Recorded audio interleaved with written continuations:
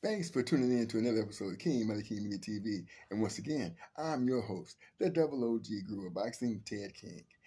Today, we're going to be talking about this last extravaganza of an event called RIYADH season in Los Angeles, California, where we featured the great Terrence Bud Crawford going against Israel Madrimov for the 154-pound WBA Championship of the World. And of course, we know now that Terrence Bud Crawford was able to get past Israel Madrimov. And to be expected, there's always going to be some conversation after these fights. And we have some people saying that they thought that Israel Madrimov was able to should have been able to hold on to his championship. In my opinion, Israel Madrimov's trajectory moving forward is very promising.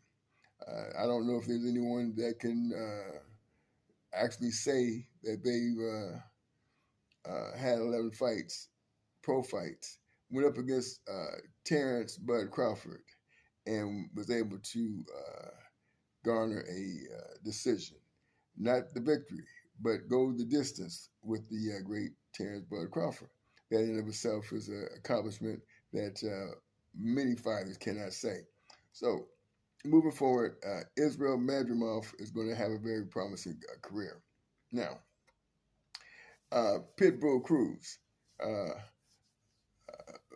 his fight against Jose Venezuela, of course, in that particular fight, we predicted that Venezuela would defeat Pitbull Cruz based on the styles.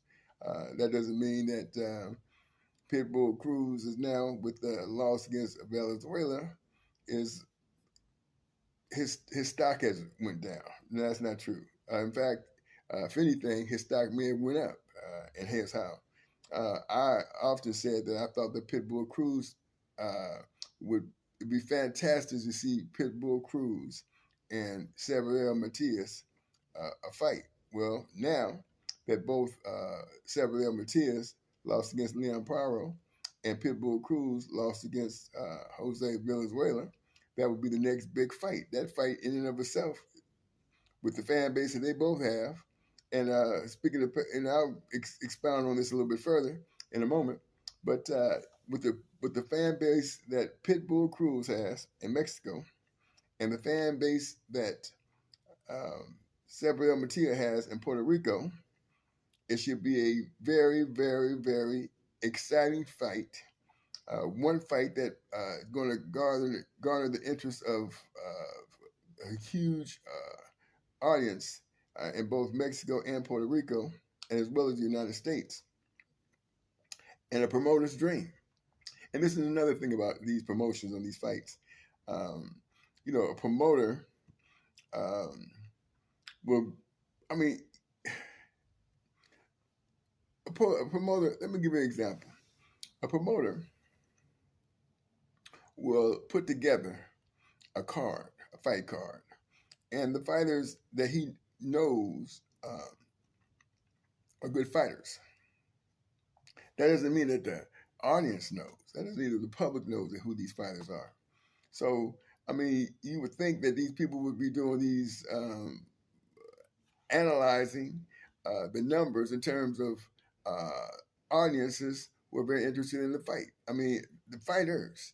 And as we well know, these fights are very emotional when it comes to combat sports. So it would behoove you to, in my opinion, it would behoove a promoter to know the popular fighters, even without a belt. The bottom line is the bottom line. Doesn't matter if a fighter has a belt or is a champion. If he has a fan base, and the fan base have the numbers that will bring the revenue into the fights, the promotion is going to be successful. I mean, this is business, right? You put together a card with a bunch of fighters that the public does not know. It's not going to have the interest, And people, even though the fight's going to be great fights. They had great fights this last weekend. Um, and Pitbull Cruz and Jose Venezuela was one of them. But Pitbull, of course, very popular in Mexico.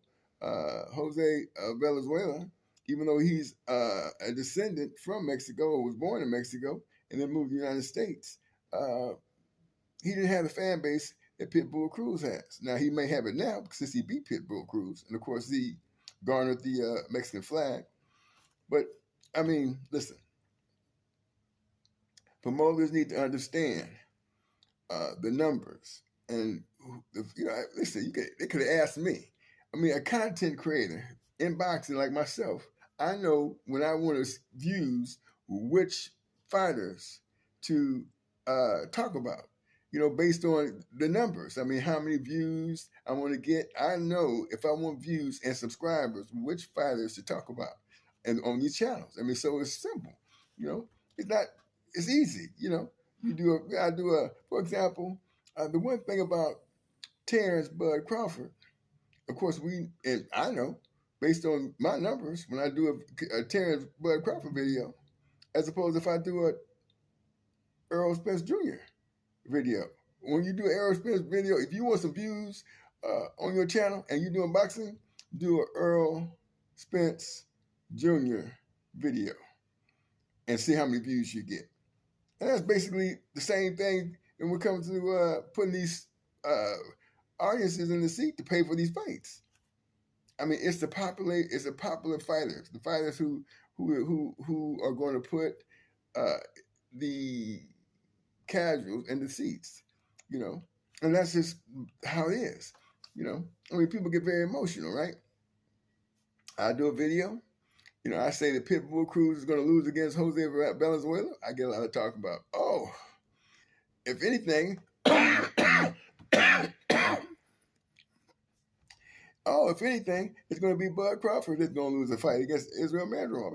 Of course, in my comments, I don't care about people making their opinions. In fact, I always say in the comments, I'll reply and tell them, thank you for the comment. Appreciate your comment, right? Because they don't ask me for my opinion. They tell me what's going to happen. If that's the case, fine. I mean, if you want to tell me how the fight's going to go, then that's not a problem. I don't have a problem with that, So I just respond.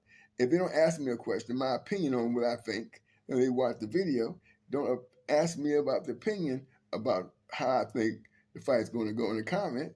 I just simply say, thank you for your comment. Appreciate your comment. That's it. But people get very emotional, as we do know, when it comes to boxing. Any content creator, I should say, would know how emotional these people get behind these fighters. So, it is what it is, right? So, and here's another thing. These fighters who are fighting under, I guess, Matchroom or the Zone, they're matching them up against some very, very stiff competition. The competition is very, very stiff. And so, you would get, for example, some upsets, okay? Martin Bacoli upset Jared Big Baby, the real Big Baby, Anderson. So I could pick the upset. I'll put the link down in the comment so you can see my video where I picked who I thought was going to win the fight. It was right before the fight started. It was like maybe 2-3 hours before the fight actually started. And we picked the fight. I picked the fight from Cruz, the Cruz on up, the card from Cruz on up, and was very successful. Was the only pick that did not wasn't wrong, but it wasn't right, was the Ruiz versus Big Baby Miller fight, where it was a draw. And be honest with you, I almost, in my mind, I was thinking the potential for a draw is on this fight. So, but the fight card was great, you know. But moving forward, I always have to pay attention to these, the after, what's going on after these fights. For example, how much these fighters made. Is Turkey Al Sheikh the guy who's putting big dollars in these fighters' pockets? And obviously, they're probably making a lot more money or more money than they would be making with the Aram top rank, that is, or a PBC, Premier Boxing Champions promotion. So he is, in fact, infusing a lot of fighters to, cross the street, so to speak, and fight stiffer competition. Which means the cream is going to rise to the top. That's basically what that means. And so you can't fault that from happening because this is good for boxing.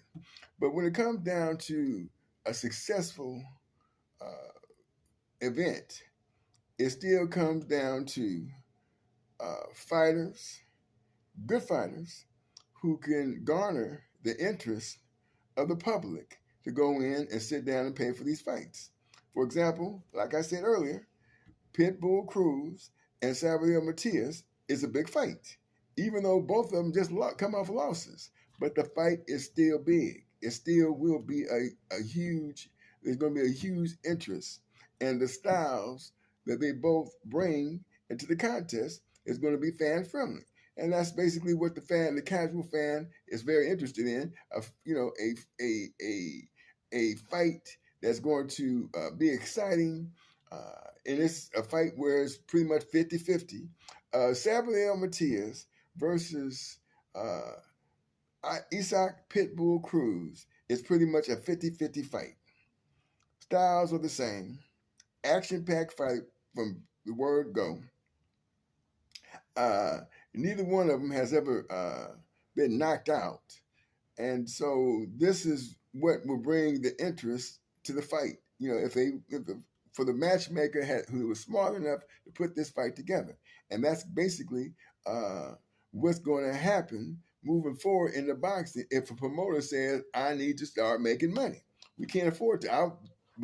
This is just, reports that I heard that the fight last week, the Riyadh season fight, August the 3rd, there was a $10 million loss. This is all report. It's speculation on my part because I don't know these numbers. I have to wait. As a matter of fact, that's one reason why I don't do videos right away, because I have to get reports, see if these reports are true. Like, for example, there was talk on how much money these fighters made. Well, I'm not talking about that because I don't know if that's in fact the truth, because I just based on reports.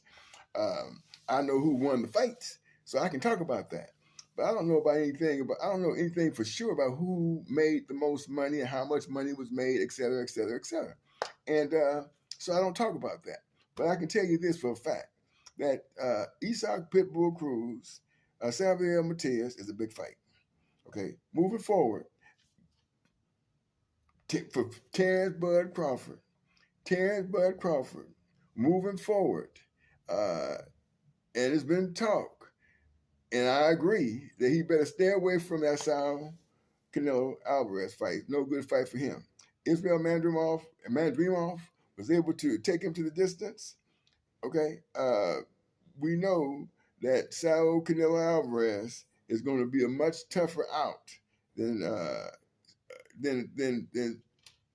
is Israel Madrimov. Not a good fight for Terrence Bud Crawford in terms of winning the fight. Good fight as far as making money. But will the public say, yeah, I want to watch this fight? Sure, Canelo fans is going to want to watch the fight because Canelo fans are Canelo fans. But will they want to watch it enough to pay Canelo asking price? And they already determined that's not going to happen. So that fight's not going to happen, okay? Because Canelo says, hey, look, I want $200 million, $150 million for this fighter. I want $200 million for that fighter. Listen, what's going to happen is eventually boxing, based on how it's going now, is going to be the cash cow. Boxing is going to be the cash cow, not the fighter. Based on how this is moving forward, the excitement of boxing is going to be the cash cow. For example, uh, David Benavidez moving up to 175 pounds. Um, David Morrell Jr. moving up to 175 pounds. And then you got this upcoming fight with Bivol versus Benavidez coming up shortly. All these getting interest, right? It's going to push Canelo further in the background. And the interest in seeing Canelo fight is going to subside unless you live in Mexico. So that's me. That's me, right? That's how I see it. What would I know, right? So, yeah. I mean, I do believe this, right? I may be not. I mean, I don't know everything, but I know how to pick fights, right? I know how to pick fights, and that's going to be the intrigue. I know how to pick fights. So that's the intrigue. The intrigue is moving forward. Will we get into situations where the fight is so good that it's like, oh, this is an upset here. Oh, this is upset there. This is how you know good matchmaking. When you got the bookies, the Las Vegas sporting lines confused as to who's going to win these fights. That's when you know the matchmaking is good because you got the matchmakers, these sporting these so-called experts knowing who's going to win fights confused. They'll make a favorite. They'll give a favorite to Pitbull and Jose Raul Valenzuela has all the attributes, the style to defeat him, right? Yeah, we're defeating, and that's the beautiful thing about this whole thing. So I love it. It's going to be very exciting moving forward. Now, what we got next is we have on this coming Saturday. Okay, the day is the 8th. The day of the recording of this, August 8th, the day of the recording of this particular video. So we have on the 10th, we have a very interesting fight. VERGIL ORTIZ versus SERHII BOHACHUK. And I'll tell you right now, a little quick story. So what I do is watching these content creators, you'll see a content creator that's pushing, I guess, getting paid to talk about a sporting platform, a betting platform. So I watch it and I say, let me check this out. So I go ahead and I, do everything you have to do. You have to sign up and log in, etc. And then you make a bet. I did all that. I make a bet and I win. Of course I'm gonna win. Boxing. I know boxing, so I know which way to go. So I win the bet. And then next thing I know, I said, well, let me go and draw my, take my money. Oh no, you can't do that because of some bonuses. Bonuses, but I use my own money. I didn't use no bonuses. Your bonuses, what are you talking about?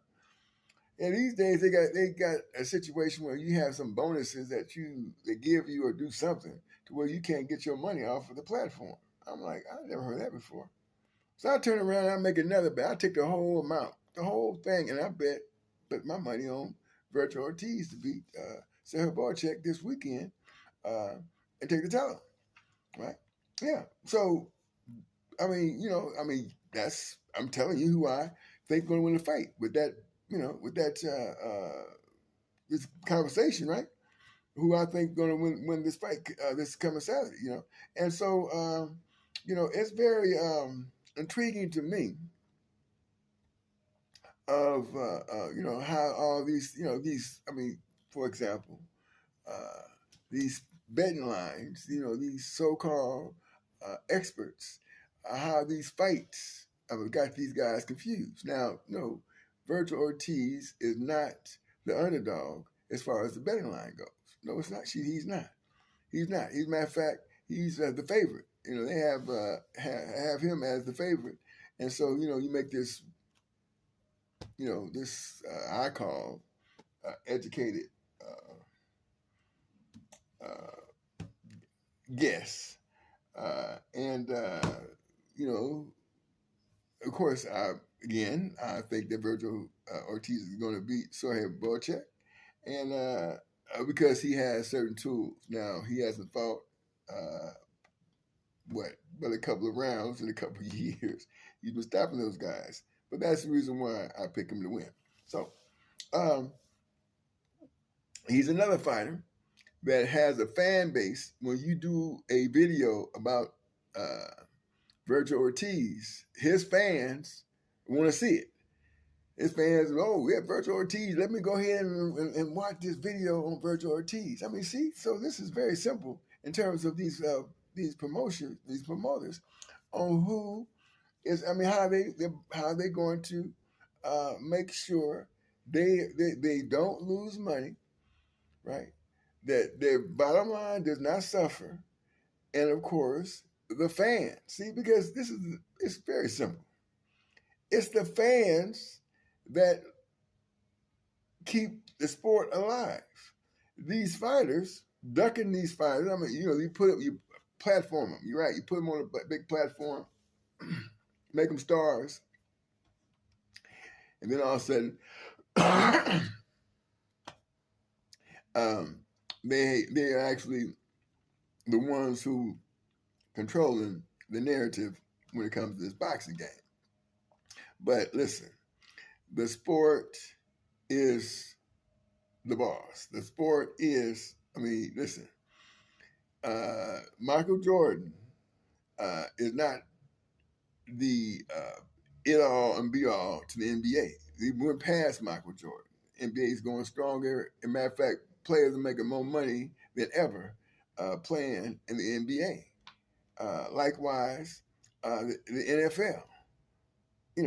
So the same thing is, when it comes to sports, the same thing, unless you got a guy that is infected no way by Father Time, will an individual be bigger than the sport.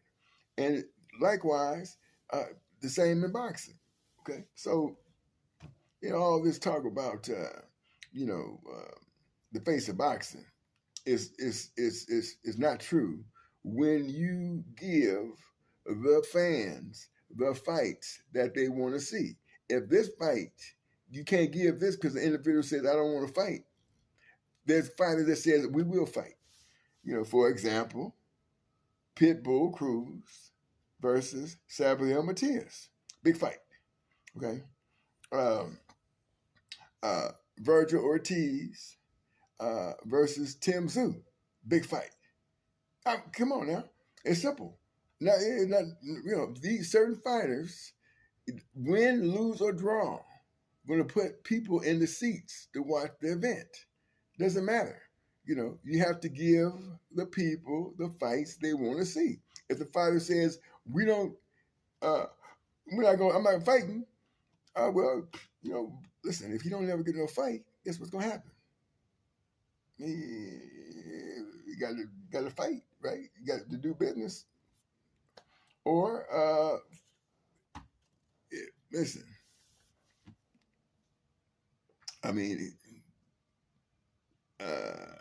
yeah. Anyway, okay, that's what I got for today. I'm Double OG Guru of Boxing, Ted King, and to the next one, keep your hands up.